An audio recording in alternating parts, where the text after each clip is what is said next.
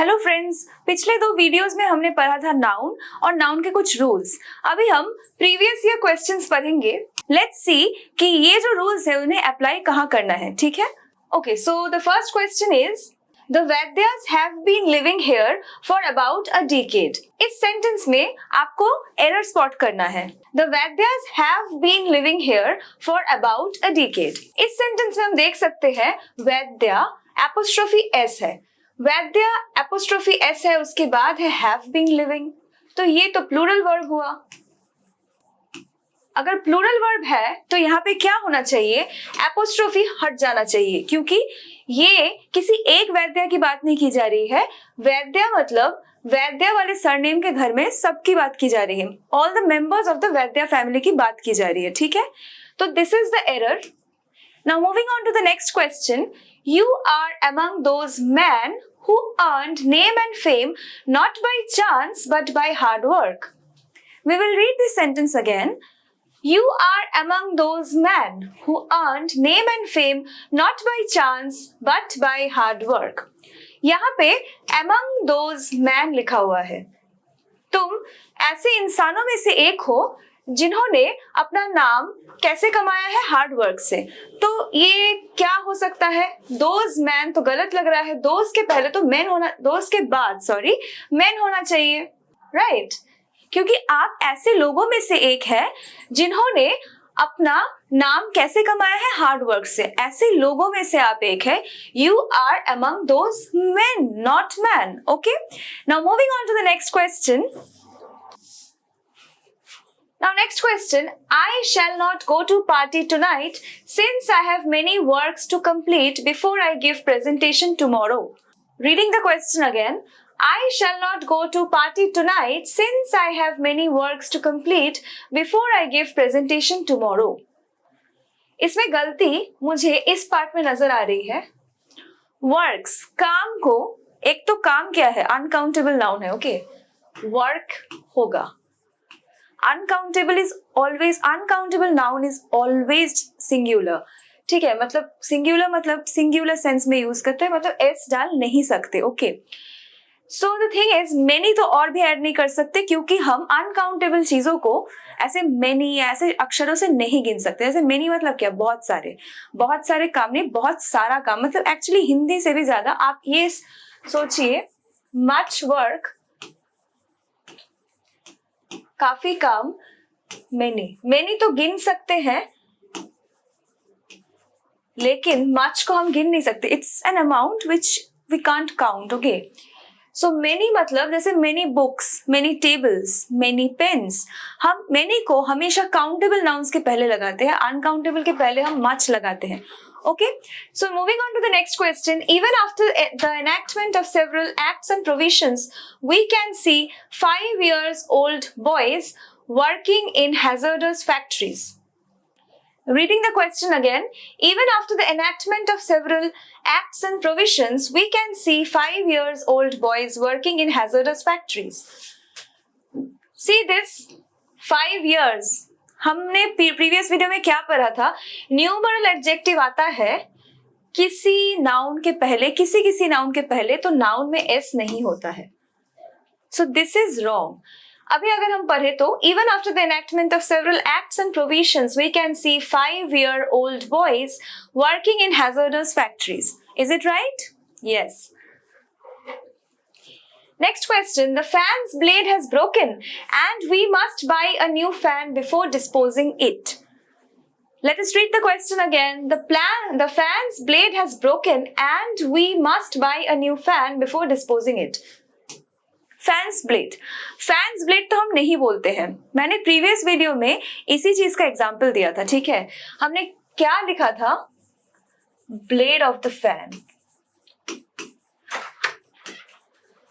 Blade of the fan, क्योंकि ये non living thing है, इसीलिए इसके बाद एपोस्ट्रोफी एस नहीं बैठेगा। Rather we will write blade of the fan, या जैसे माउंटेन पीक मैंने बोला था, peak of the mountain etcetera, ठीक है? उसके बाद है she wears spectacle, and so she was unable to see the gangster that attacked her last night. Like ये गलती इतनी obvious है that I couldn't help but mark immediately whatever wrong thing I saw in this particular question. Okay, so basically आप देखते ही ये पहचान जाएंगे because this is very easy. So इसमें इतना आपको सोचने का नहीं है, सीधा S होगा तो गलत होगा, मतलब गलत था, इसको सही एक्चुअली आपको एरर स्पॉट करना है, तो if you can spot the mistake आपके लिए बहुत इजी हो जाएगा, ठीक है. सो बेसिकली इसमें क्या होता है, spectacles because it's a pair, ठीक है, दो मतलब दोनों आंखों के लिए दो glasses and together it's called spectacle. वैसे ही सिजर्स, फिर टोंग्स, फिर binoculars etcetera.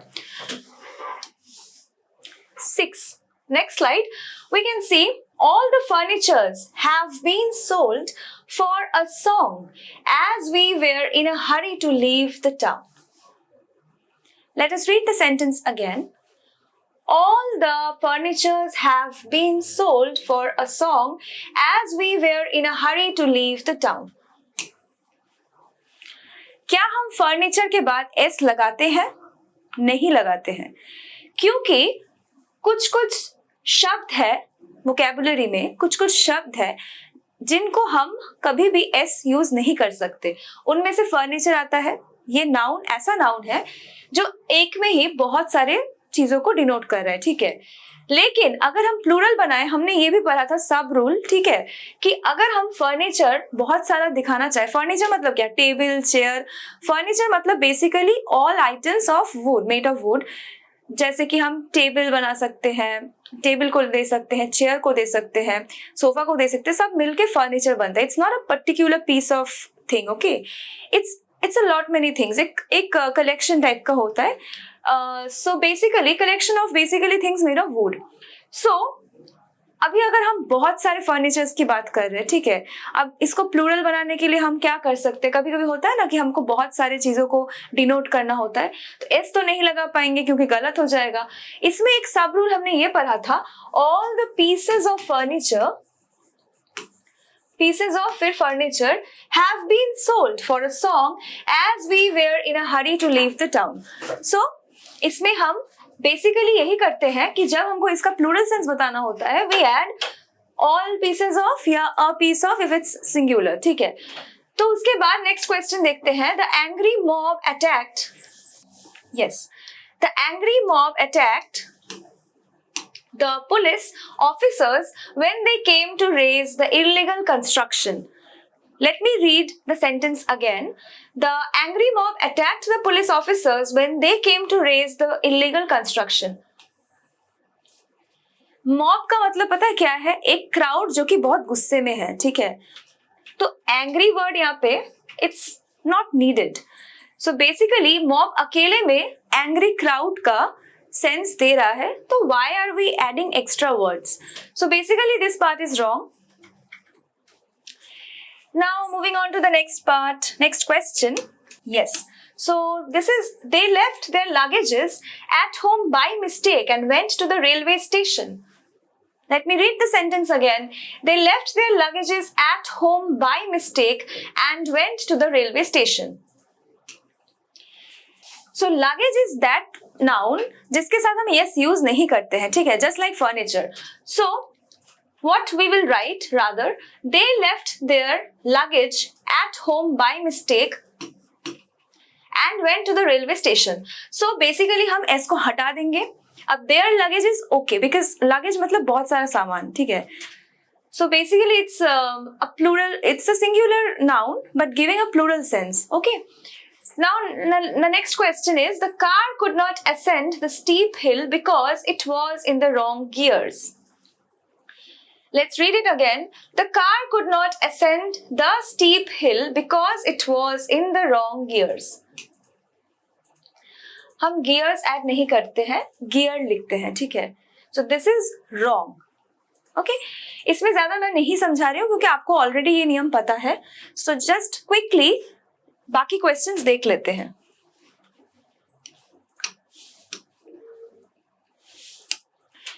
The ticket window remained closed throughout the day. इसमें क्या गलती है? The ticket window remained closed throughout the day. Ticket window कभी सुना है? मैंने तो काउंटर सुना है। So window is wrong, counter यहाँ बैठेगा, so basically this part is wrong. ठीक है, उसके बाद let's move on to the next question. Satyajit Ray who conceived, co-authored and directed a number of good films was one of India's most talented filmmaker. Let's read the sentence again. Satyajit Ray, who conceived, co-authored and directed a number of good films, was one of India's most talented filmmaker. One of India's most talented filmmaker. अगर one of है तो यहाँ पे क्या होगा? Makers. क्योंकि बहुत सारे इंडियन टैलेंटेड फिल्म मेकर्स में से एक फिल्म मेकर सत्यजीत रे की बात की जा रही है। Okay, so the next question is, I think, wait, let me make it more visible for you. Okay, I think this is not your book, it is somebody's else. Shall we read the question again? I think this is not your book, it is somebody's else. फिर से पढ़ते हैं।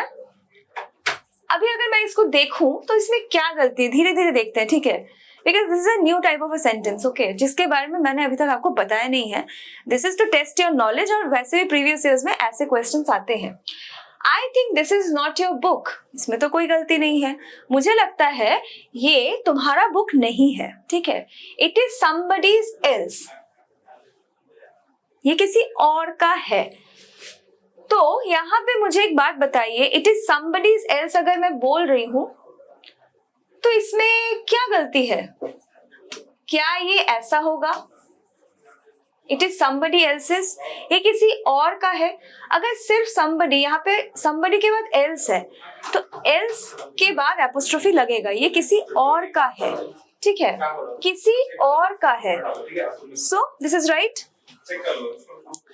उसके बाद देखेंगे next question. Towns after towns were conquered by him, but he found no peace. Let us read the question again. Towns after towns were conquered by him, but he found no peace. मैंने पढ़ाते वक्त आपको बोला था, अगर दो noun के बीच में, दो सेम नाउन के बीच में एक preposition बैठ रहा है तो the noun will not be s, the s will not be used with the word. Okay, so town after town होगा, not towns after towns. ये बहुत इजी था। उसके बाद देखते हैं, when we reached the fair, we found that there was no place to stand. Let us read it again. When we reached the fair, we found that there was no place to stand. इसमें no place to stand, basically यहाँ पे place word गलत है, यहाँ पे हम लिख सकते हैं no room to stand. One second. Yes, no room to stand. No room. No room for you. No room for you. और no room, अगर हम ऐसे ये फ्रेज का यूज कर सकते हैं, करते हैं। रूम मतलब बेसिकली, पहले रूम को देख लेते हैं। रूम मतलब basically enough space to fit in. ठीक है, एनफ एम्प्टी स्पेस होगा,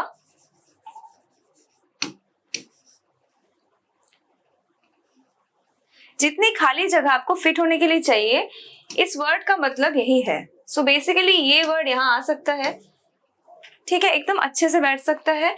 there was no room to stand, it will be correct. No room की जगह अगर मैं यहाँ पे नो प्लेस तो गलत है ही, अगर मैं नो स्पेस भी लिखती ना तो भी गलत होता। So basically this expression is correct. Now let's move on to the next question, which is, all the evidences were against him and he was held guilty. सारे सबूत उसके खिलाफ थे और वो मुजरिम था, ठीक है। So इसमें क्या गलती है? All the evidences. Evidence is such a word which will not be used in the plural. S नहीं होगा। एविडेंस मतलब सारे सबूत, सारे सबूत। सबूत तो ऐसे नहीं बोलते हैं ना, सबूत बोलते हैं। सबूत मतलब बहुत सारा चीज, लेकिन विदाउट एस, ठीक है। तो ये तो आपको समझ में आ गया होगा। Now moving on to the last question, let us look at it. थोड़ा मन लगा के देखते हैं, लास्ट क्वेश्चन है ना, थोड़ा इसको ज्यादा इंपॉर्टेंस देंगे हम। In one of the first meeting, she informed me that she had lost her son in a bus accident. Let us read the question again. In one of our first meeting, she informed me that she had lost her son in a bus accident. इसमें error इस part में है, first meeting, क्योंकि one of है ना, one of के साथ हम हमेशा जब उसके बाद नाउन यूज करते हैं तो एस लगाते हैं।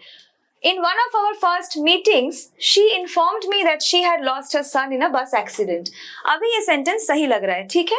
सो आज हमने पढ़ा नाउन के जो प्रीवियस ईयर क्वेश्चंस है उनके और उनके रूल्स को हमने फिर से देख लिया। नेक्स्ट वीडियो में हम पढ़ेंगे वर्ब्स। अगर आप वीडियो मिस नहीं करना चाहते तो जल्दी से जाके हमारे चैनल को सब्सक्राइब कीजिए, और जो लोग एसएससी की तैयारी कर रहे हैं अपने फ्रेंड्स के साथ जल्दी जल्दी ये वीडियो शेयर कीजिए। Thank you.